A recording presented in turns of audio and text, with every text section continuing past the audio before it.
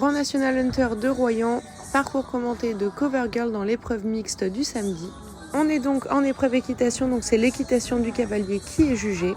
Je commence comme chacun de mes parcours par un cercle de départ pour installer mon galop de référence que je vais essayer de conserver tout au long du parcours. Je saute mon numéro 1 sur une foulée un peu grande, derrière changement de pied pour se mettre pied droit pour passer la porte avec les 2 fleurs sur le pied droit.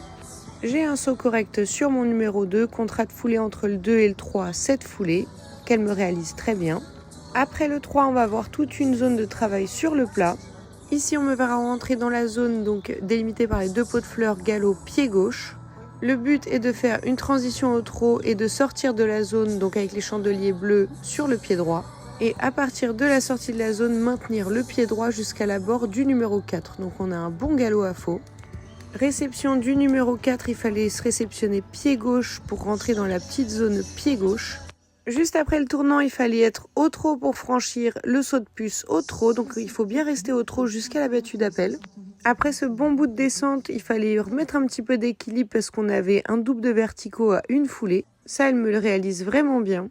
Il fallait sortir à droite, donc se mettre pied droit pour passer la zone suivante. Là derrière, on avait un auxerre avec des plans décalés, ce qui le rend un peu à aborder comme un directionnel. Derrière, je la remets pied droit parce qu'on aura de nouveau un passage imposé avant la ligne de pointe. Le tournant est un peu serré, donc je la rapproche un petit peu de sa pointe et je suis obligée de réclamer mes 5 foulées derrière. Malgré tout, elle saute très bien cette ligne.